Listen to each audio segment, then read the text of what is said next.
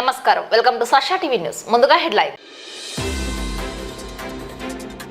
జంప్రోప్ క్రీడాకారునికి 50,000 ఆర్థిక సాయం అందించిన జిల్లా కలెక్టర్ రాజకుమారి గనియా. జిల్లా వైద్య మరియు ఆరోగ్య శాఖ ఆధ్వర్యంలో కుష్ఠవ్యాధి లక్షణాలపై అవగాహన. నంద్యాలలో ఘనంగా ప్రారంభమైన రాష్ట్ర స్థాయి చెస్ పోటీలు. హెల్మెట్ లేని ప్రయాణం ప్రమాదకరమని ద్విచక్ర వాహన చోదకులు హెల్మెట్ ధరించాలని సూచించిన అడిషనల్ ఎస్పీ ప్రవీణ్ కుమార్.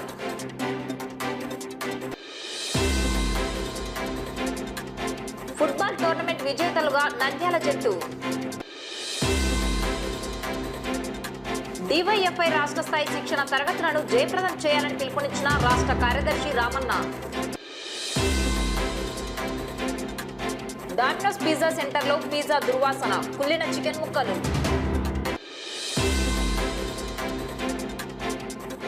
ఆర్యవేశ శ్రీ వాసవి మహిళా మండలి ఆధ్వర్యంలో శ్రీ కాళీమాతకు పుట్టింటి పట్టు చీరేసారే.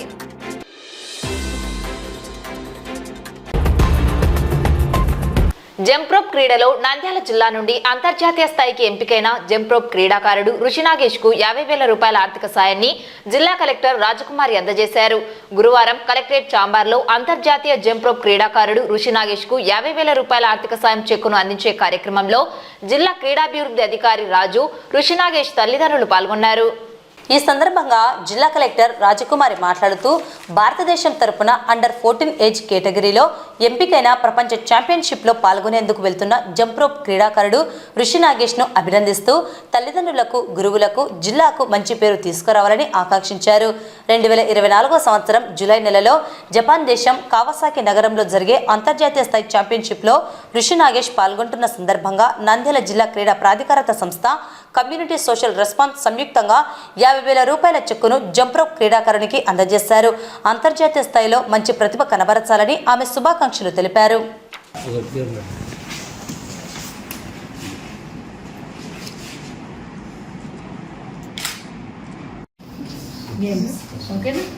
ఒకసారి మన పర్ఫార్మెన్స్ చూస్తారా? ఒకసారి ఎవరు వెళ్తారు? ఇప్పుడు కోచెస్ వెళ్తారు మేడం, సెక్రటరీ గారు వెళ్తారు, నేషనల్ సెక్రటరీస్ వెళ్తారు. ఒక 6 రాష్ట్రాల నుంచి సెక్రటరీస్ వస్తున్నారు, వాళ్ళు వెళ్తారు. మొత్తం టీం అంతా వెళ్తారు మేడం.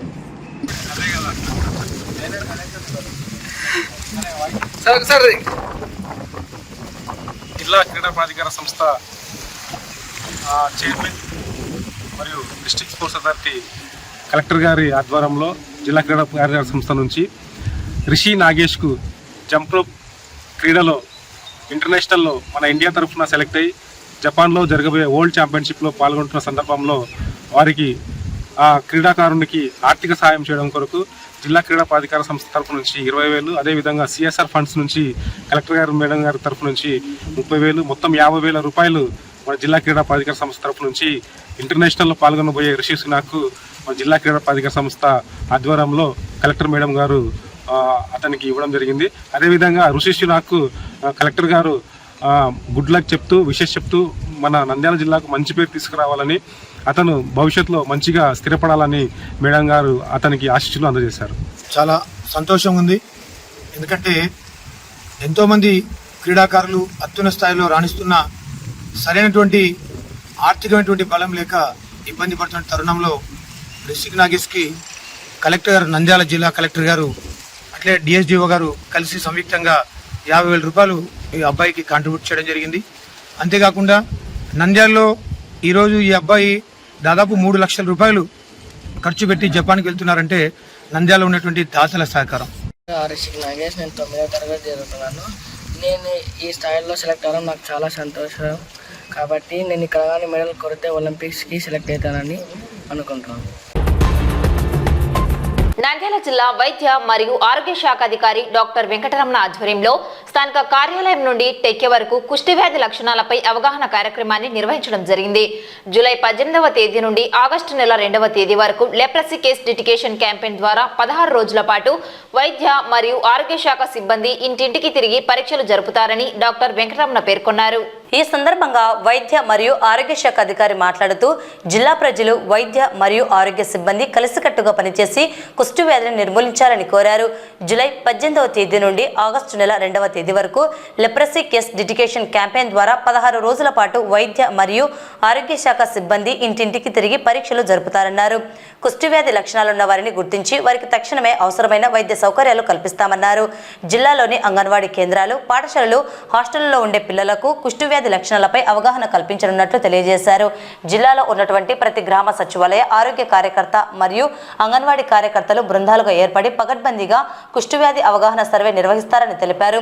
కుష్టు వ్యాధిగ్రస్తులకు మరియు వారి కుటుంబ సభ్యులకు అవగాహన వైద్య అధికారులు మరియు ఆరోగ్య కార్యకర్తలు రోగికి కల్పించే అవగాహన వలన వ్యాధిగ్రస్తులు బహుళ చికిత్సను సక్రమంగా వాడవచ్చని, వారికి మంచి జరుగుతుందని చెప్పారు.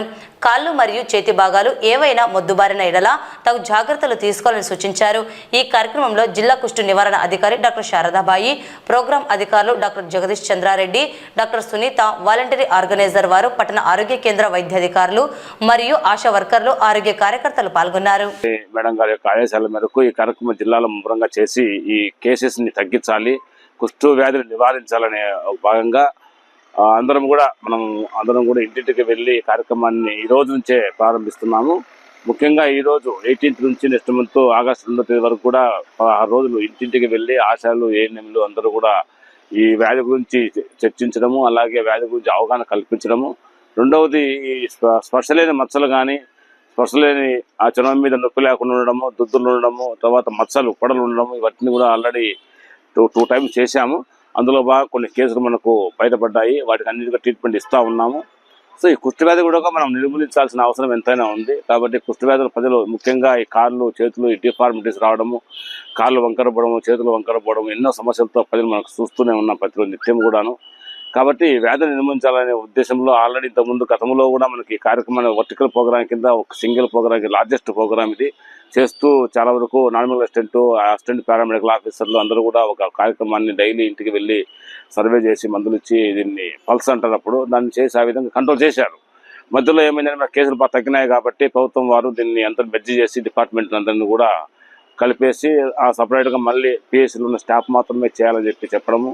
సో గతంలో కొన్ని కేసెస్ అన్ని పూర్తయినాయి, ట్రీట్మెంట్ బాగుంది, అన్ని కేసులు బాగున్నాయి, ఫర్దర్గా ఇన్ఫెక్షన్ లేదని చెప్పేసి అనుకున్నాము.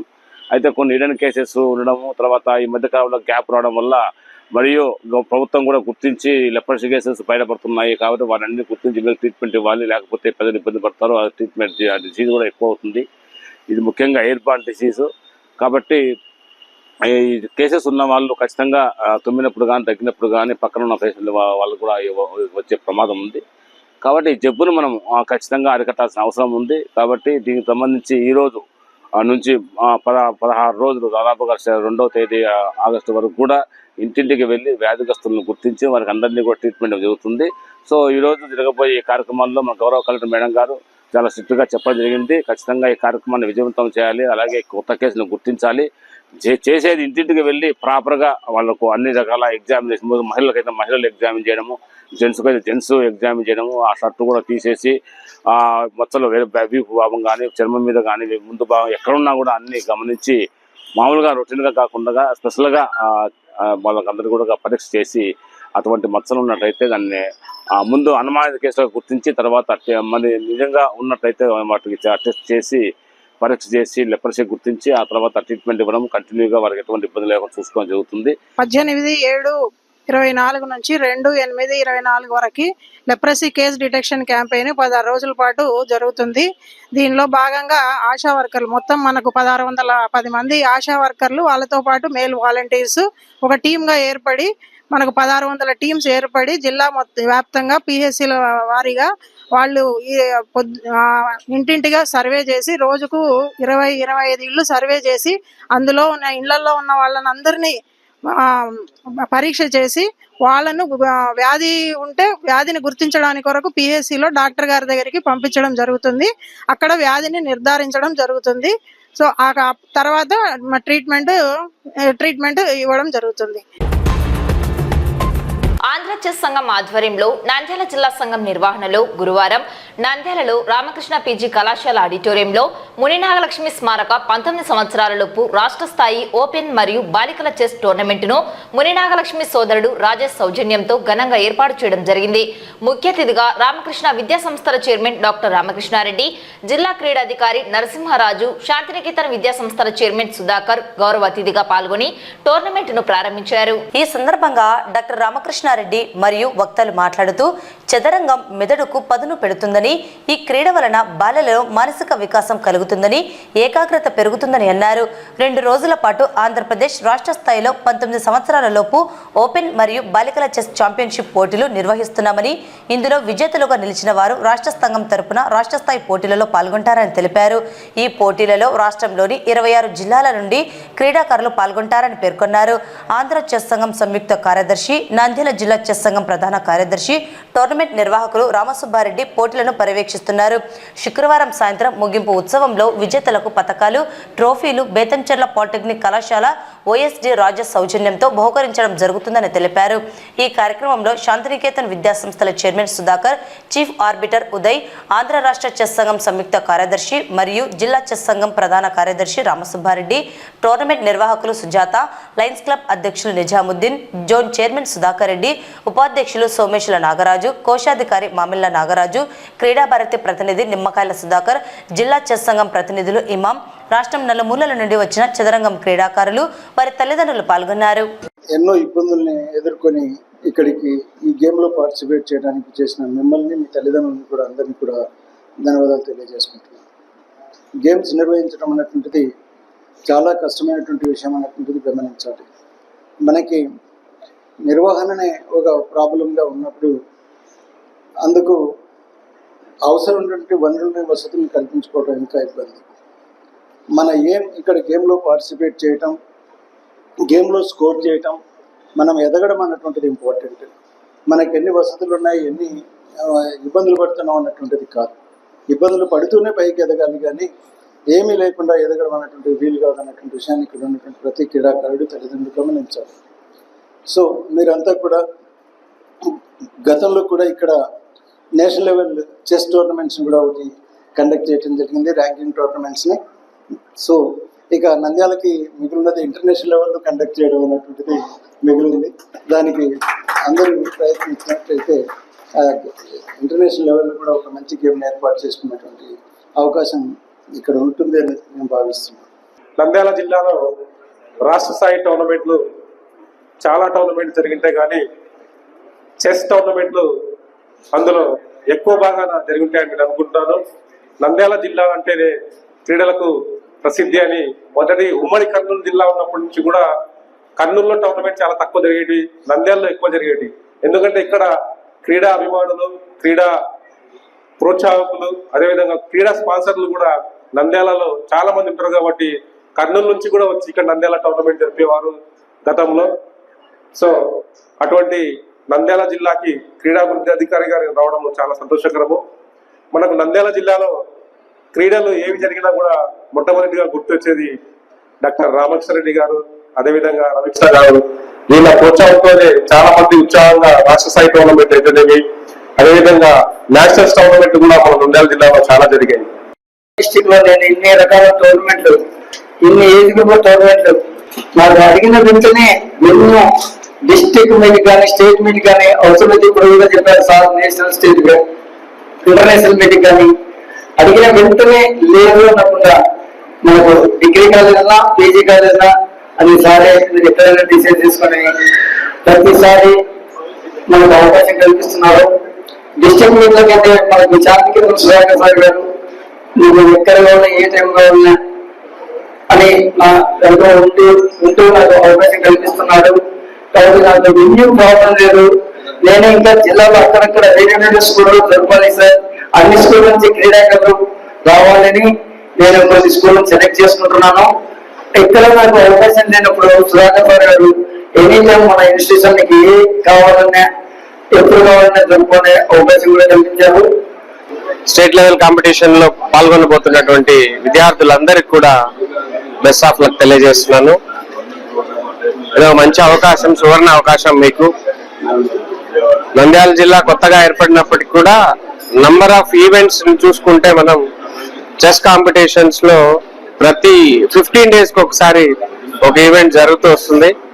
రామ్ సుబ్బారెడ్డి గారు ఎన్నో వ్యయ ప్రయాసాలు కోర్చి మీకోసం మీరు మీ చెస్ లో మీ గేమ్ లో స్కిల్స్ ని మీరు ఎన్హాన్స్ చేసుకోవడం కోసం, మీ చెస్ ర్యాంకింగ్ ని మీరు పెంపొందించుకోవడం కోసం ఇలాంటి వేదికలు ఎన్నో ఆయన ఆర్గనైజ్ చేస్తూ వస్తున్నారు. కాబట్టి మీరు నిజంగా అదృష్టవంతులు, ఇలాంటి అవకాశం మీకు రావడం. కాబట్టి ఈ అవకాశం, ఈ సువర్ణ అవకాశాన్ని మీరు అందిపుచ్చుకొని ప్రతి ఈవెంట్ లో పాల్గొని రెగ్యులర్ గా మీరు ప్రాక్టీస్ చేసేదానికి ఇలాంటి ఈవెంట్స్ లో మీకు డిఫరెంట్ ఎక్స్పీరియన్స్ వస్తుంది. కాబట్టి ఇంత మంచి అవకాశాన్ని దీన్ని గ్రాప్ చేసుకోండి.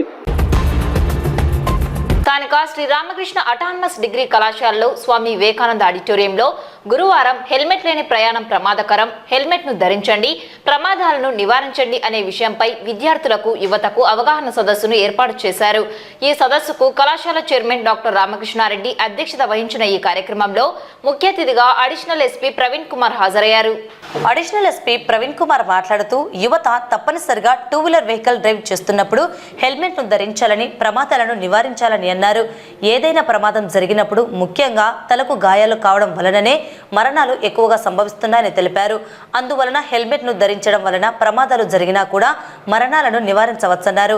హెల్మెట్లను ధరించడం అత్యవసరమని, ఇక నుండి 2-వీలర్ డ్రైవింగ్ చేసేటప్పుడు హెల్మెట్ ధరించకపోతే నేరంగా భావించి శిక్షార్హులుగా పరిగణిస్తారన్నారు.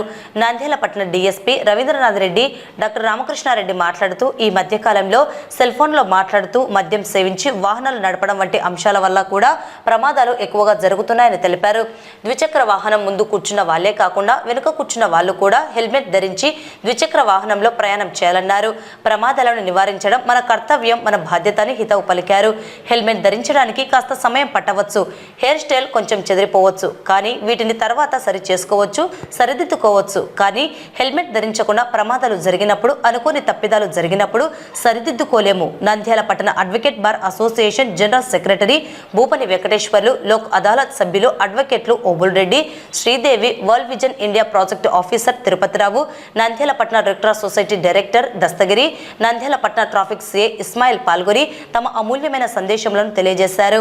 అనంతరం నంద్యాల పట్టణంలోని 2-వీలర్ షోరూంలైన సాయి 2-వీలర్ షోరూం తదితర మెకానిక్లు, వారి సిబ్బంది, విద్యార్థులు హెల్మెట్ ధరించి హెల్మెట్ ప్రాధాన్యతను పట్టణ ప్రజలకు తెలియజేయడం కోసం భారీ బైక్ ర్యాలీని Nandyal district additional SP Praveen Kumar, DSP Ravindranath, Nandyal పట్టణ ట్రాఫిక్ సిఐ ఇస్మాయిల్, కళాశాల చైర్మన్ రామకృష్ణారెడ్డి, కళాశాల ప్రిన్సిపల్ సుబ్బయ్య తదితరులు జెండాను ఊపి ర్యాలీని ప్రారంభించారు.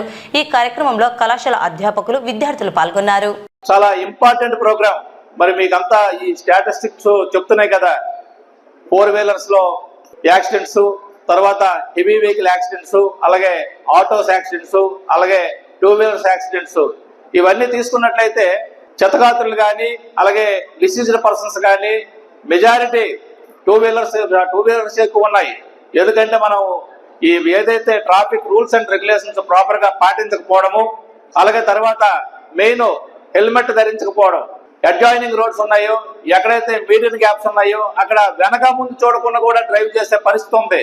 సో ఎటువంటి వెహికల్ వస్తుందో కనీసం ప్రాపర్ గా అబ్జర్వ్ చేయకుండా దాని మీద వెళ్ళిపోయి, ఒకవేళ ఏదైనా హెవీ వెహికల్ వచ్చేటప్పటికి 2-వీలర్ వెళ్ళే ఆ హెవీ వెహికల్ కి గుర్తించే పరిస్థితి. దాని మీద ఏదైతే పెద్ద వెహికల్ ఏదైతే ఉందో వాళ్ళకి ఏమీ కాదు. ఏదైతే 2-వీలర్ వెళ్ళి దాన్ని గుర్తించి చేసినందువల్ల ఇమీడియట్ గా ఒకవేళ అది సపోజ్ బీటీ రోడ్ అయినట్లయితే హెడ్ ఇంజరీస్ అయ్యి ఆల్మోస్ట్ ఒకసారి కానీ హెడ్ ఇంజరీ అయ్యి చేసినట్లయితే మాత్రం బ్రతకడం చాలా కష్టమే కదా. మనకి ఖచ్చితంగా బయటకు వచ్చేటప్పుడు చేసేటప్పుడు పక్కగా లైసెన్స్ ఉండాలా, ప్లస్ అలాగే ఏదైతే మన హెల్మెట్ మనం ఏదైతే నెగ్లెక్ట్ చేస్తున్నామో దాన్ని ఖచ్చితంగా వేరు చేయాలా, ధరించాలా. మన యూత్ కానీ ఏదైతే ఉన్నారో రేపు మీరంతా పెట్టుబడి, మన సొసైటీకి కానీ మన దేశానికి కానీ మీరంతా పెట్టుబడి. రేపు మీరే ఇవన్నీ రేపు అన్ని రకాల కూడా అభివృద్ధి చేసే పరిస్థితి ఉంది. కాబట్టి మీ అంతా ప్రాపర్ కేర్ తీసుకొని ప్రాపర్ గా డ్రైవ్ చేసేటప్పుడు మాత్రం మన వెనకతలో కొంతమంది ఉన్నారని చెప్పేసి, అలాగే తర్వాత ఏ పిలియన్ డ్రైవర్ కానీ లేకపోతే సపోజ్ ఏదైనా వెహికల్ లో ట్రావెల్ చేసే ఇన్మేట్స్ కానీ వాళ్ళకి ఎటువంటి అంటే మన వల్ల వాళ్ళకి ఎటువంటి ఇంజరీస్ కాకూడదు. ప్రాపర్ గా డ్రైవింగ్ చేసేటప్పుడు కూడా ప్రాపర్ గా రూల్స్ అండ్ రెగ్యులేషన్స్ ఫాలో అవ్వాలా. అలాగే యూత్ ఎందుకు చనిపోతున్నారంటే స్పీడ్ గా పోవడం ఒకటి, హెల్మెట్ యూజ్ చేయకపోవడం ఒకటి, డ్రంక్ అండ్ డ్రైవ్ ఇన్ఫ్లుయెన్స్ ఉండడం ఒకటి. కారణాలు ఎక్కువ లేవు, అది మన చేతిలో మనం కంట్రోల్ చేసుకునే విషయాలే అవి.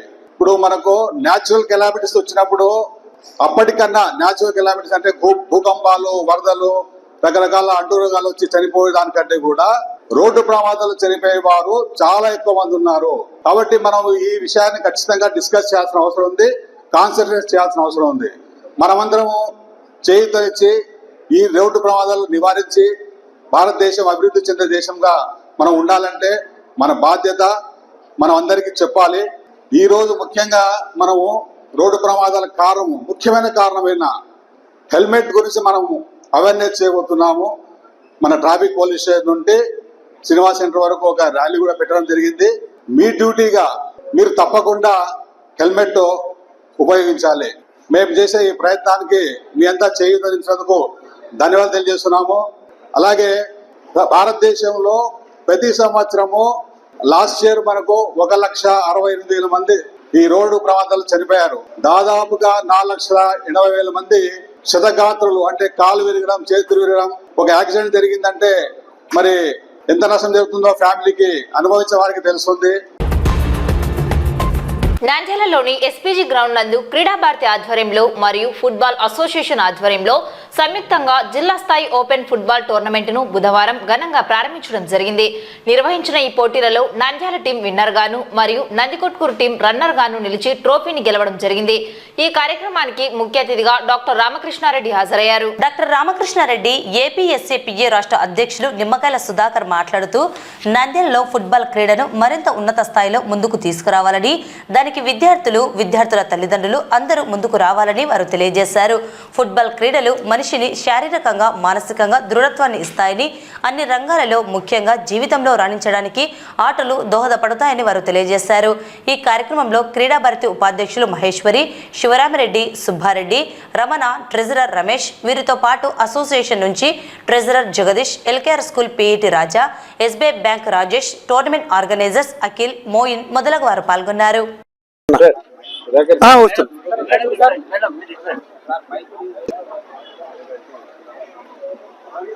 All the best Pawan Chowdary.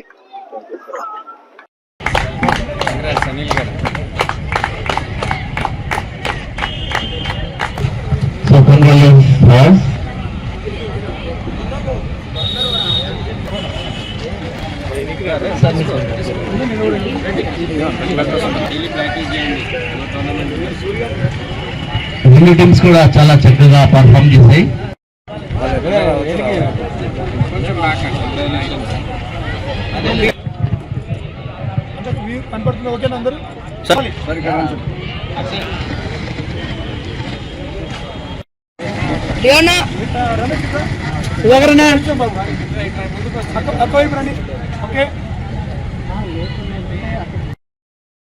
మిమ్మల్ని గ్రౌండ్ లో చూస్తా అంటే చాలా ఆశ్చర్యంగా ఉంది, చాలా హ్యాపీగా కూడా ఉంది. అంటే నంద్యాలలో ఇంత మంచి ఫుట్బాల్ ప్లేయర్స్ ఉన్నారనే విషయం యాక్చువల్ గా నాకు ఇంతవరకు తెలియదు. సో మీ పర్ఫార్మెన్స్ చూసిన తర్వాత రియల్లీ సర్ప్రైజ్. సో ఇలాంటి గేమ్స్ బాగా జరగాలి. దివాకర్ గారు ఇందాకే చెప్పారు, వన్స్ అపాన్ ఏ టైం లాగా ఫుట్బాల్ ఉండేది, ఇప్పుడు అంత నంబర్ ఆఫ్ మ్యాచెస్ జరగట్లేదు. దీనికి మళ్ళీ పునరుజ్జీవం తీసుకురావడంలో క్రీడా భారతి తమ వంతు పాత్ర పోషించడానికి సిద్ధంగా ఉందని చెప్పేసి సందర్భంగా తెలియజేస్తున్నాను. ఎప్పుడైతే మనం రెగ్యులర్ ఇంటర్వెల్స్ లో ఇలాంటి ఈవెంట్స్ ఆర్గనైజ్ చేస్తామో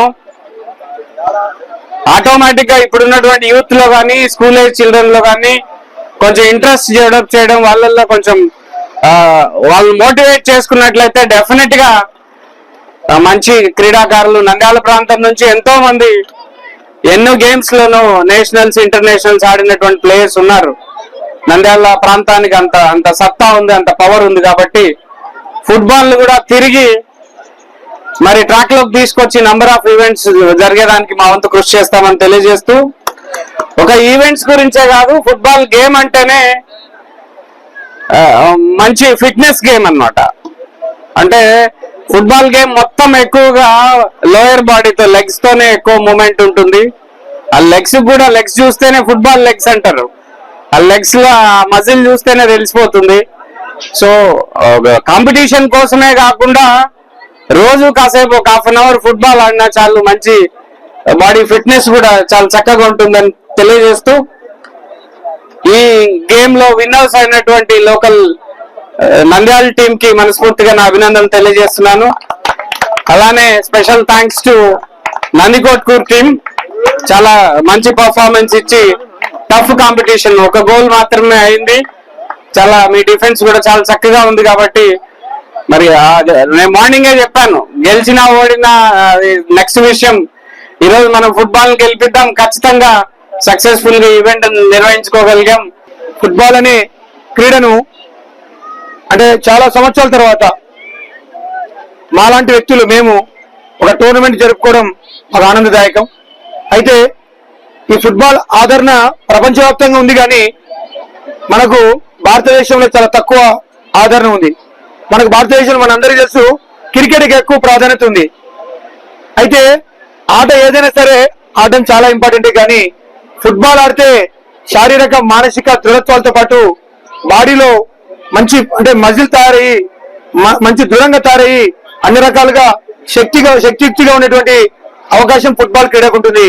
చాలా ఎజిలిటీ, క్విక్నెస్, స్పీడ్, ఎండ్యూరెన్స్ ఇలాంటి స్కిల్స్ అన్ని కూడా ఫుట్బాల్ క్రీడలో డెవలప్ అవుతాయి.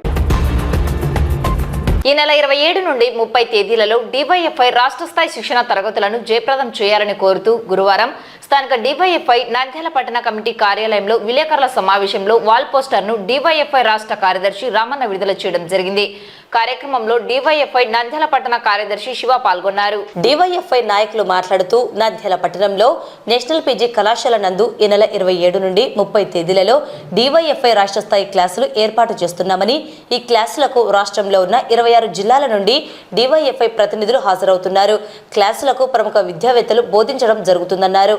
అదేవిధంగా 30వ తేదీ రాష్ట్ర ప్లీనం నిర్వహించడం జరుగుతుందని డివైఎఫ్ఐ రాష్ట్ర కార్యదర్శి రామన్న తెలిపారు. ఈ సమావేశంలో రాష్ట్రంలో ఉన్న సమస్యలపై, ఎన్నికల ముందు ప్రజలకు యువతకిచ్చిన హామీలపై, నంద్యాల జిల్లాలో నూతన పరిశ్రమలు ఏర్పాటు చేయాలని, స్థానికులకు ఉద్యోగ అవకాశాలు కల్పించాలని అనేక అంశాలపైన చర్చించి కార్యాచరణ రూపొందించడం జరుగుతుందని డివైఎఫ్ఐ రాష్ట్ర కార్యదర్శి రామన్న తెలిపారు. ఈ కార్యక్రమంలో పట్టణ ఉపాధ్యక్షులు బొగ్గులను సాయి, సహాయ కార్యదర్శి సాయి, నాయకులు ఆరు, సుబ్బు, అశోక్, హుస్సేన్ వలి, మంచూర్, రాజు, యూనిస్ తదితరులు పాల్గొన్నారు. భారత ప్రజాతంత్ర యువజన సమైక్య డివైఎఫ్ఐ రాష్ట్ర స్థాయి శిక్షణ తరగతులు నంద్యాల పట్టణంలో నిర్వహించాము. దీనికి రాష్ట్రంలో ఉన్న 26 జిల్లాల నుంచి నాయకత్వం వస్తున్నారు. అదేవిధంగా ఈ క్లాసులలో ముఖ్యంగా నంద్యాల పట్టణాన్ని నూతన పరిశ్రమలు ఏర్పాటు చేసి స్థానిక యువకులకు ఉద్యోగ అవకాశాలు కల్పించాలని చెప్పేసి ఆయన డిమాండ్. అదేవిధంగా నంద్యాల వరదరక్షణ గోడను కూడా నిర్మించాలని చెప్పేసి అదే డిమాండ్ను, అదేవిధంగా ప్రతి జిల్లాలో ఉన్న సమస్యలను తీసుకొని ఈ క్లాసులో చర్చించడం కూడా జరుగుతుంది. అదేవిధంగానే ఈ రాజకీయ శిక్షణ తరగతులకు విజయవాడ నుంచి ప్రముఖులైనటువంటి ఎమ్మెల్సీ లక్ష్మణరావు గారు, అదేవిధంగా యూటీఎఫ్ నాయకులు, అదేవిధంగానే మేధావులు కూడా ఈ క్లాసులకు హాజరవుతున్నారు. దీనిలో ఈ క్లాసులకు వచ్చే నాయకత్వం ఆ క్లాసులను ఉపయోగించుకొని భవిష్యత్తులో డివైఎఫ్ఐ చేసే పోరాటాలకు ముందుంటుందని చెప్పి తెలియజేస్తున్నాము. ఈ నెల 27 నుంచి 30 తేదీ వరకు దాదాపు 4 రోజుల పాటు నంద్యాల పట్టణంలోని నేషనల్ పీజీ కాలేజ్ హాల్లో జరుగుతున్నాయి. ఈ క్లాసులకు ప్రధానంగా రాష్ట్రంలో నిష్ణాతులు, మేధావులు, అలాగే ప్రొఫెసర్స్ టీచ్ చేయడానికి వస్తున్నారు. ముఖ్యంగా ఈ సమాజాన్ని మార్చడం కోసం, ఈ సమాజంలో యూత్ ఎదుర్కొన్న అంశాల మీద చర్చించి రాబోయే రోజుల్లో నిరుద్యోగ సమస్య పరిష్కారం కోసం, అలాగే పెట్టలేకపోతున్న డ్రగ్స్ మాఫియా మీద, అలాగే మహిళల మీద జరుగుతున్న దాడులకు వ్యతిరేకంగా రాబోయే రోజుల్లో డివైఎఫ్ఐ ఒక పెద్ద ఎత్తున చర్చ చేయబోతుంది. డామినోస్ పిజ్జా సెంటర్లో పిజ్జా దుర్వాసన, కుళ్ళిన చికెన్ ముక్కలు. వినియోగదారుడు ఫుడ్ సేఫ్టీ అధికారులకు ఫిర్యాదు. బాధితుడు ఫిర్యాదు మేరకు ఫుడ్ సేఫ్టీ అధికారులు ఈ రోజు నంద్యాలలోని డామినోస్ పిజ్జా సెంటర్లో తనిఖీ చేసి ఆహార పదార్థాల శాంపిల్స్ ను సేకరించి ల్యాబ్ కు పంపించారు. నంద్యాలలోని డామినోస్ పిజ్జా సెంటర్లో చికెన్ పిజ్జా ఆర్డర్ చేసుకుని ఇంటికి వెళ్లి చూస్తే కుళ్ళిన చికెన్ పిజ్జా చూసి షాక్.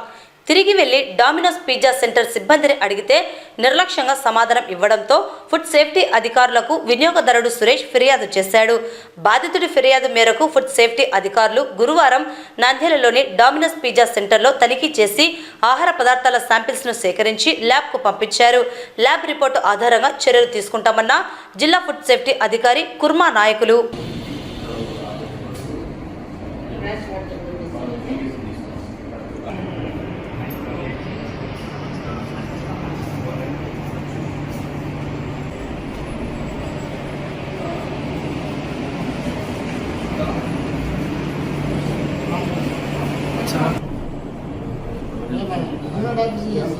అక్కర్లేదు మీకు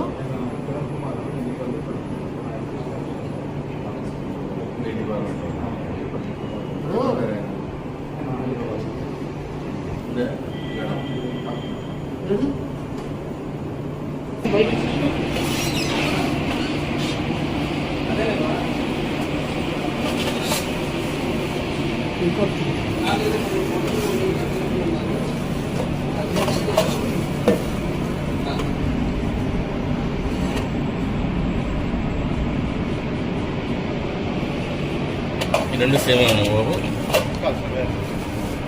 ఇది కదా ఐటమ్.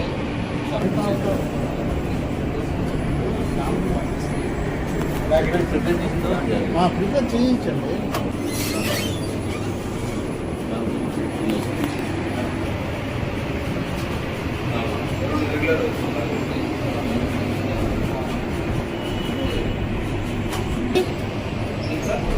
ఎప్పుడు ప్రిపేర్ చేస్తారు? ఇప్పుడు ఈ ప్యాకెట్స్ ఎట్టింది?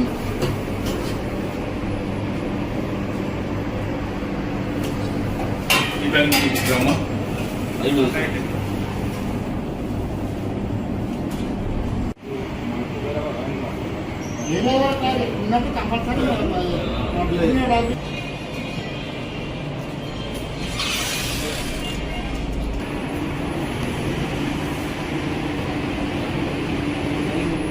కంప్లీట్ ఇచ్చిన డామినోస్ పిజ్జా శాంపుల్ రెండు తీసి టెస్టింగ్ పంపుతామని చేయాలి.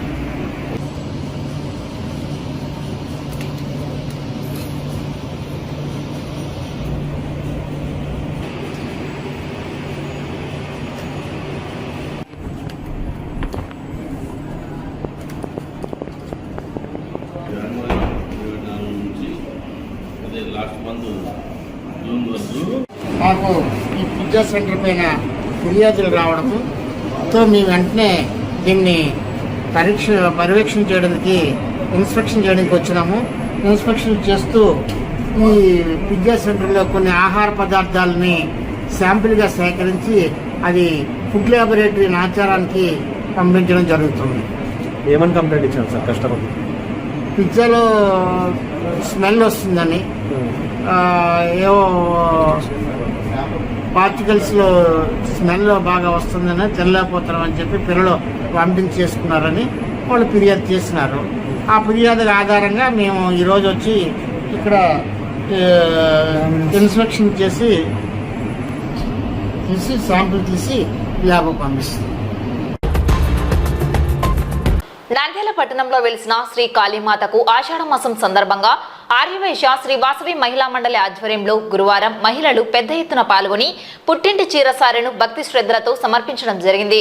శనివారం పట్టణంలో వెలిసిన శ్రీ జగజ్జనని మాతకు పుట్టింటి చీరసారెను సమర్పించడం జరుగుతుందని ఆర్యవైశ్య శ్రీ వాసవి మహిళా మండలి ప్రతినిధులు పేర్కొన్నారు. లోక కళ్యాణార్థం త్రిశక్తిని స్వరూపమైన అమ్మవార్లకు అలాగే పట్టణంలో వెలిసిన అమ్మవార్లకు పుట్టింటి చీరసారెలను సమర్పించే కార్యక్రమం చేపట్టడం జరుగుతుందన్నారు. అమ్మవారి కృపకు పాత్రలు కావాలని కోరారు.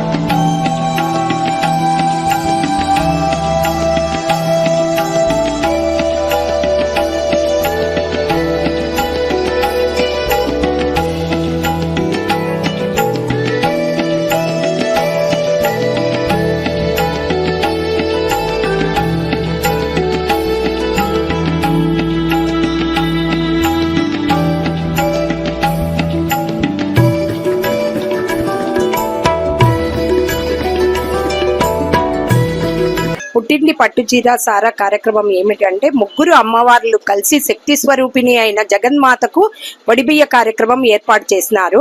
అలానే మనం కూడా ప్రతి అమ్మవారికి ఈ ఆషాఢ మాసంలో వడిబియ్య కార్యక్రమం ఏర్పాటు చేసుకోవడం జరుగుతుంది. సకాలంలో పాడి పంటలు వర్షాలు పడడం లేదు. మనం ప్రార్థించేదేమంటే ప్రజలందరూ ఎంతగానో సహాయ సహకారాలు అందిస్తున్నారు. వారికి వారి కుటుంబ సభ్యులందరికీ అమ్మవారి దీవెనలు ఉండాలని మనస్ఫూర్తిగా కోరుకుంటున్నాను. జై వాసవి.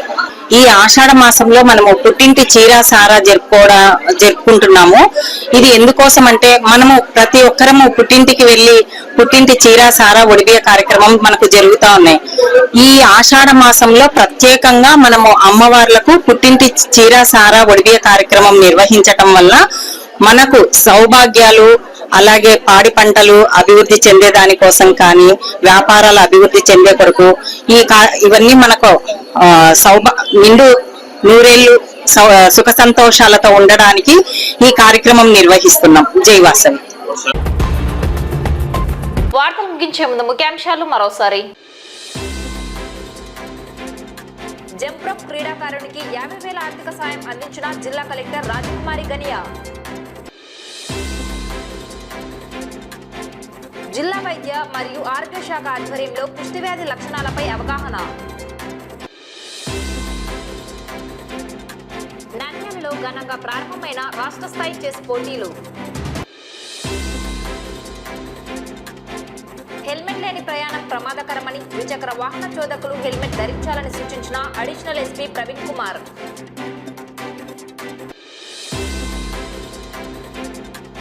ఫుట్బాల్ టోర్నమెంట్ విజేతలుగా నంద్యాల జట్టు. డివైఎఫ్ఐ రాష్ట్ర స్థాయి శిక్షణ తరగతులను జయప్రదం చేయాలని పిలుపునిచ్చిన రాష్ట్ర కార్యదర్శి రామన్న.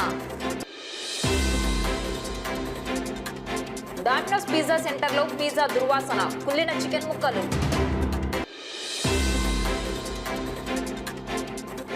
ఆర్యవేశ శ్రీ వాసవి మహిళా మండలి ఆధ్వర్యంలో శ్రీ కాళీమాతకు పుట్టింటి పట్టు చీరేసారే. ఈ వార్తలు ఇంతటితో సమాప్తం. నమస్కారం.